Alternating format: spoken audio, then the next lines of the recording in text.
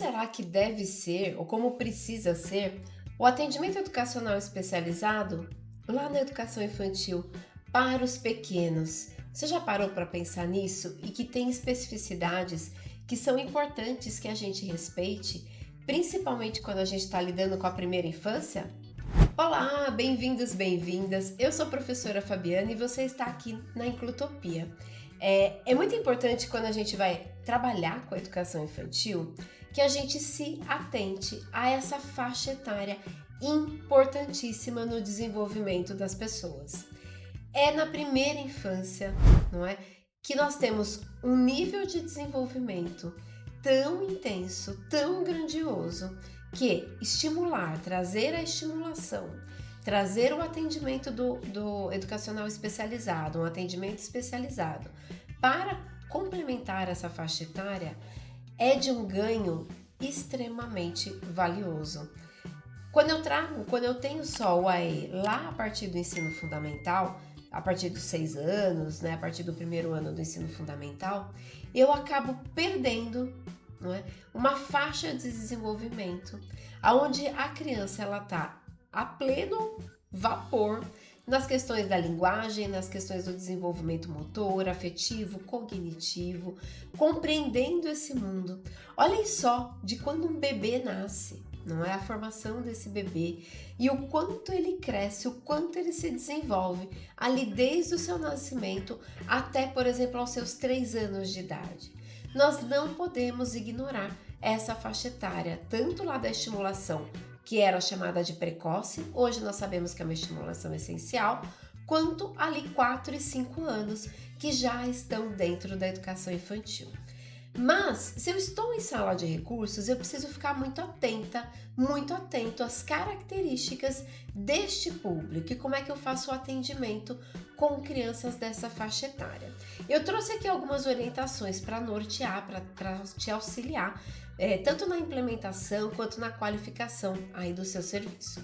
É muito importante lembrar que nessa faixa etária, muitas vezes, o diagnóstico clínico ele ainda não está estabelecido, ele está em fase muitas vezes de investigação, esse estudante ainda está passando pelos processos diagnósticos e isso faz parte da faixa etária. Dentro da escola, nós nunca podemos esperar um diagnóstico clínico, um papel clínico para iniciar o nosso trabalho. Nós vamos olhar para essa criança que está ali dentro do nosso atendimento e vamos começar a mapear as suas habilidades, as suas dificuldades, o que precisa ser desenvolvido dentro dos aspectos do desenvolvimento infantil. Eu vou utilizar os marcos do desenvolvimento infantil, idades para andar, idades para falar, idades para sentar, idades para fazer o jogo imaginativo, idades para usar frases, como um norte, como um norteador da minha prática e vou olhar para essa criança que está aqui à minha frente e vou trazer atividades e propostas aonde ele possa simplesmente se desenvolver. Ter contato com propostas qualificadas aonde eu vou estimular a linguagem, o comportamento motor, toda a sua coordenação motora, desde a coordenação motora ampla, andar, pular, saltar, fazer percurso, passar por debaixo, passar por cima de objetos, por exemplo, num percurso.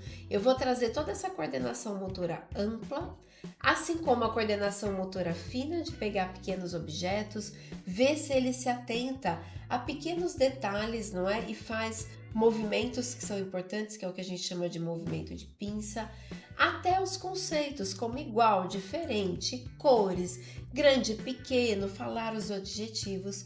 Eu vou olhar para essa criança na sua totalidade. Também, se eu estou na sala de recursos dentro dessa faixa etária, o trabalho com a família, ele é muito próximo, eu preciso estar muito próximo da família, pois a família vai estar provavelmente levando essa criança em processos diagnósticos, então a gente vai orientando, vai acompanhando, mas também eu vou orientando essa família para dar continuidade no trabalho de estimulação dentro do seu contexto familiar, dentro de outros espaços. O AEE, e isso é muito importante que fique claro, ele não substitui as terapias. Eles são serviços bem distintos. Ele não é um serviço psicopedagógico, ele não é um serviço fonoaudiológico, então não é porque ele está fazendo sala de recursos na educação infantil que ele não precisa mais ir na fono, que ele não precisa ir mais para terapia ocupacional. Se são terapias indicadas, ele deve dar continuidade. O nosso trabalho é complementar. Dentro da sala de recursos, o seu grande objetivo para crianças nessa faixa etária, além de olhar esse desenvolvimento, é lembrar que, se sou um serviço de apoio à inclusão desse estudante na escola, eu preciso olhar para como eliminar as barreiras ou algumas questões que estão impedindo que esse estudante se adapte ou esteja incluído junto com a sua turma. Podem ser questões de dificuldade de adaptação de rotina, e aí você como professor, professora do AE, vai verificar quais são as opções que a gente pode fornecer para contribuir com essa adaptação. Ele pode ter dificuldades em o uso do material escolar, e aí você como professor do AE, você vai testar recursos para que ele amplie o seu uso de materiais escolares, para que ele amplie o seu vocabulário, para que ele amplie a sua autonomia, né? Porque a autonomia ela é fundamental para toda uma vida, né? E ela se inicia desde muito pequenos. Espero que esse vídeo tenha contribuído com as orientações, com essa visão geral e com a importância que a sala de recursos representa para estudantes da educação infantil. Também é importante conversar com essas famílias e trazer essa visão, porque muitas vezes a família observa o seu trabalho, vê que você está ali com o estudante e está brincando.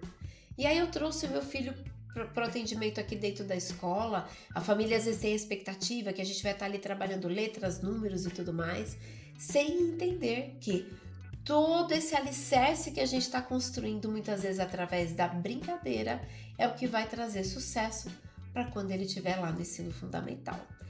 Atente-se a essas orientações, aproveite essa fase fundamental e execute um trabalho primoroso com as crianças, porque sim, o seu trabalho vai ter um impacto muito significativo quando ele avançar lá no ensino fundamental e para toda a sua vida. Então, deixa eu aproveitar, me conta aqui nos comentários se você atua na educação infantil dentro da sala de recursos. Eu quero ouvir a sua prática, quero ouvir como é que você está desenvolvendo os recursos, a acessibilidade com essa faixa etária tão importante, não é? Para que a gente tenha uma ação assertiva e construtiva de aprendizagens, de habilidades e de pessoas mais autônomas. Um grande abraço e até o nosso próximo vídeo!